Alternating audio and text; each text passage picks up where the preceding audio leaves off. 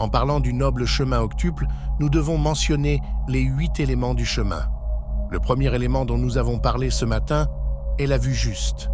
La vue juste est le type de vue qui est libre de toutes les vues erronées, nées de notions comme l'être, le non-être, la naissance et la mort, l'aller, le venir, la similitude et l'altérité, et ainsi de suite.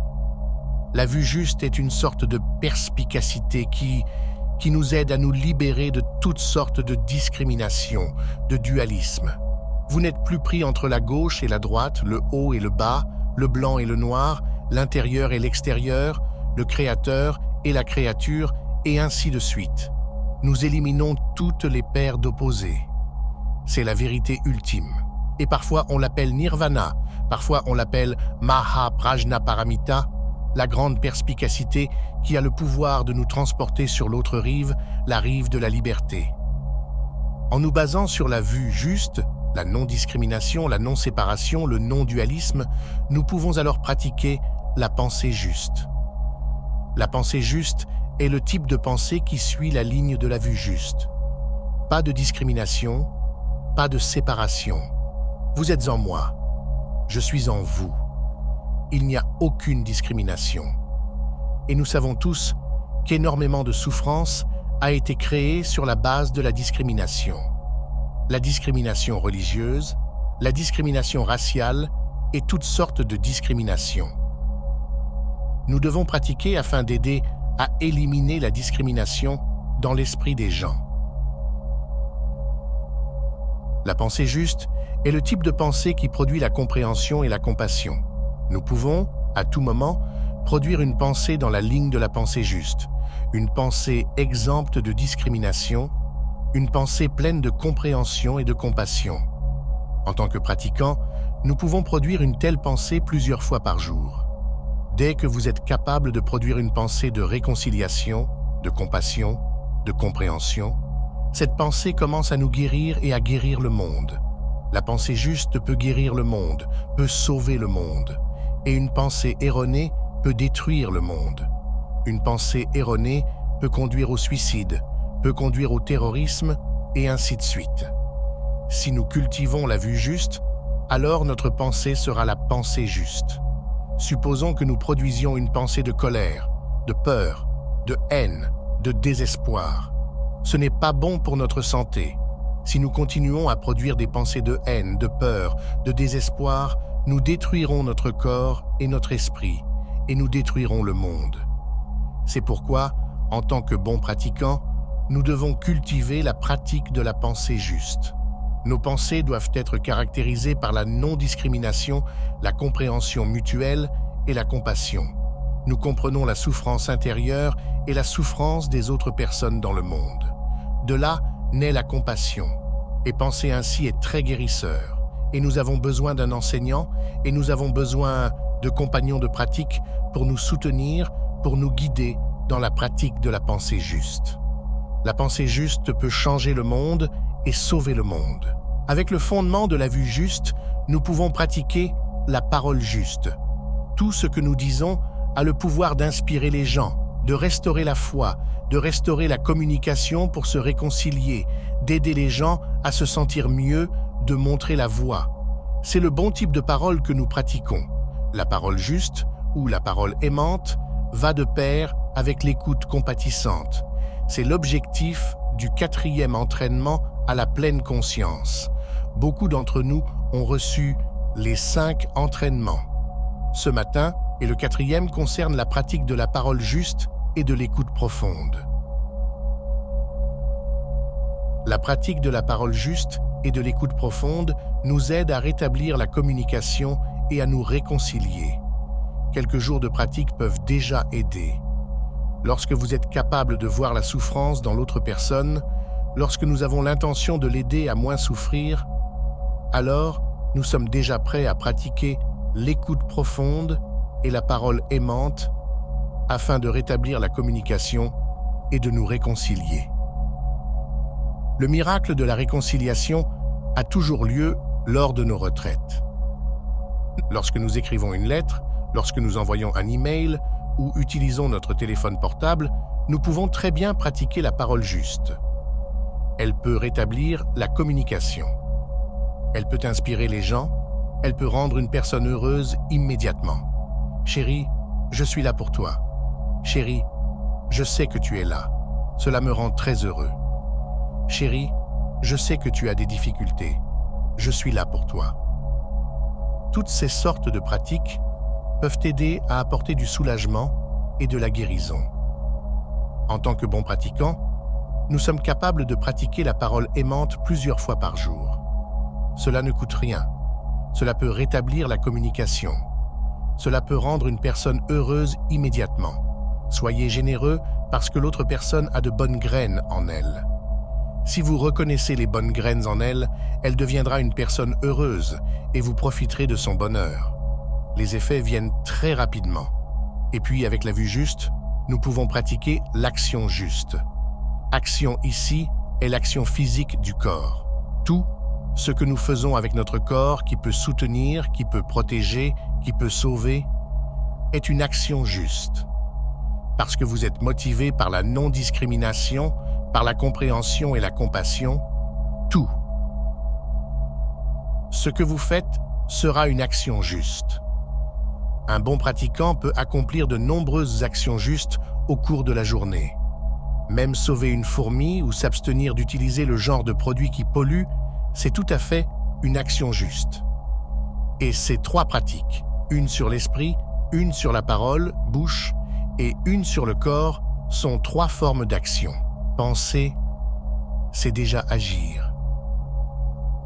Lorsque vous produisez une pensée de compassion, une pensée de compréhension ou de réconciliation, cela commence à vous guérir et à aider à guérir le monde. Si vous continuez à produire de telles pensées, vous changez votre vie et le monde dans une bonne direction. Mais si par erreur, vous avez produit une pensée de haine et de colère, la pleine conscience vous aidera à reconnaître cela. Supposons qu'hier, j'ai produit une pensée de discrimination ou de colère. Et aujourd'hui, pendant la méditation assise, je reconnais que ce n'est pas une bonne action. Alors je m'assieds et je me concentre et je produis une autre pensée, une pensée dans la direction opposée. Je dis « Désolé, je ne voulais pas produire cette pensée hier parce que je n'étais pas très conscient. » Donc aujourd'hui, je produis cette pensée pleine de non-discrimination et de compassion. Et dès que vous produisez la nouvelle pensée, elle effacera, supprimera l'autre pensée. C'est de la transformation. Vous pouvez changer le passé. Vous pouvez même changer le passé. Vous pouvez vous préparer pour l'avenir. Hier, nous avons raconté l'histoire d'un vétéran de guerre qui a tué des enfants au Vietnam. Il a souffert, mais plus tard, on lui a dit qu'il pouvait utiliser sa vie pour sauver de nombreux enfants à l'avenir. Ainsi, il a pu, par ce genre de pratique, se débarrasser du complexe de culpabilité et retrouver la joie de vivre parce qu'il pouvait effectivement aider à sauver de nombreux enfants de la mort. Donc penser est déjà une action. Parler est déjà une action. Bien parler peut promouvoir la paix et la réconciliation. Et trois types d'actions, avec l'esprit, la parole et le corps, sont ceux que nous produisons chaque jour. Supposons que nous regardions l'oranger dans l'arrière-cour. L'oranger produit quoi? De belles feuilles d'oranger, il produit de belles fleurs d'oranger et de belles oranges, et nous faisons de même. En tant que bons pratiquants, nous pouvons produire une belle pensée, une belle parole et une belle action. C'est notre continuation. Nous sommes nos actions. Comme le souffle est l'action du vent, et la chute est l'action de la pluie. Il est très clair que nous sommes nos actions. Il y a un philosophe français, son nom est Jean-Paul Sartre.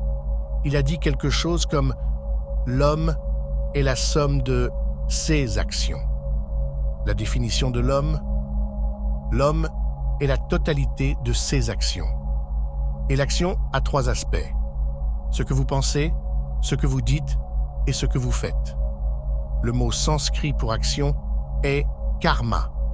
Quand vous produisez une action, c'est votre continuation. Lorsque ce corps se désintègre, vous continuez toujours avec vos actions. Rien ne se perd. Nous avons appris la loi de conservation de la matière. Vous savez que vous ne pouvez pas créer de nouvelles matières. Vous ne pouvez pas détruire la matière. De même, la loi de conservation de l'énergie, vous ne pouvez pas créer de nouvelle énergie. Vous ne pouvez pas détruire l'énergie. Vous pouvez transférer de l'énergie. Rien ne se perd. Le scientifique français Lavoisier a dit « Rien ne naît, rien ne meurt. Rien ne se perd, rien ne se crée », très proche du Sutra du cœur. Il n'était pas bouddhiste, mais il a pratiqué en regardant profondément dans la réalité, et il a trouvé la même chose. Rien n'est créé, rien n'est détruit. Très proche de la suppression de la notion de naissance et de mort, d'être un non-être. Il est possible que les scientifiques et les pratiquants bouddhistes travaillent ensemble, qu'ils se soutiennent mutuellement. Donc, tout ce que nous produisons en termes de pensée, de parole et d'action nous continuera. N'imaginez pas qu'ils disparaîtront, non. Chaque pensée que vous produisez porte votre signature. Vous ne pouvez pas dire « ce n'est pas ma pensée ». Tout ce que vous dites porte votre signature. Vous en êtes l'auteur. Et c'est votre continuation. Donc, lorsque vous voyez ce corps qui est le mien se désintégrer, ne pensez pas que Tay n'est plus là. Tay est toujours là dans ses nouvelles formes. Et regardez ses actions. Ces actions se poursuivent ici. Nous tous devrions voir que nous ne finissons pas du tout avec la désintégration de ce corps. Nous continuons toujours de manière plus ou moins belle selon la façon dont nous pratiquons. Donc, produire est karma hetu, la cause, et mûrir est appelé karma phala, le fruit, l'effet. Parfois, vous n'avez pas besoin d'attendre très longtemps. La cause apporte l'effet tout de suite. Dès que vous dites quelque chose de gentil, d'aimable ou de pardonnable, vous vous sentez merveilleux et l'autre personne aussi. La cause et l'effet peuvent aller ensemble très rapidement. Croire qu'un nuage peut mourir ou qu'un nuage peut passer de l'être au non-être n'est pas la vérité. Ce n'est pas scientifique non plus. Croire que nous allons mourir et ne devenir personne est aussi une pensée erronée, une vue erronée. Nous continuons toujours, et avec la pratique, il est possible de continuer magnifiquement. Et mes amis, si vous pouvez garder votre bodhicitta, votre esprit de débutant en vie, vous rendrez sûrement votre avenir beaucoup plus beau pour vous et pour les autres.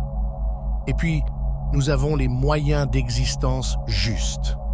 Choisissez un type de moyen d'existence qui va de pair avec la perspicacité de la non-discrimination, de la compréhension et de la compassion. Et puis nous avons l'élément de la diligence juste. Nous avons déjà appris cela, la pratique de l'arrosage sélectif des graines. En gratitude, vous avez arrosé la bonne graine d'amour en moi. En gratitude, j'arroserai aussi la graine d'amour, de compréhension et de bonheur chez quelqu'un. Nous nous soutenons mutuellement dans notre relation et nous nous abstenons d'arroser les graines négatives. Nous nous souvenons d'arroser nos fleurs chaque jour et il n'en reste plus que 2. La pleine conscience juste et la concentration juste. Nous savons que la pleine conscience est l'énergie qui nous aide à rentrer chez nous, ici et maintenant, et à vivre profondément notre vie.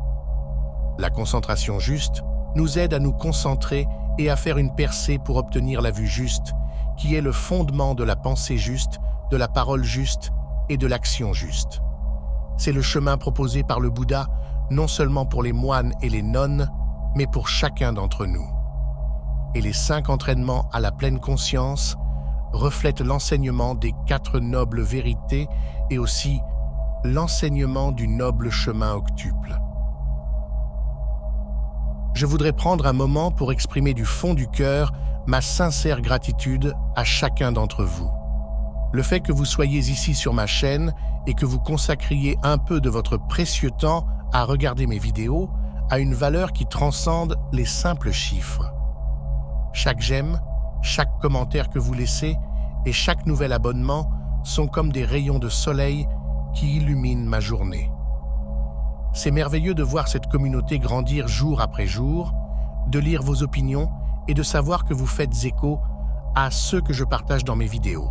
Votre soutien est un cadeau inestimable qui me motive à toujours donner le meilleur de moi-même et à créer du contenu qui vous inspirera, vous informera et vous divertira.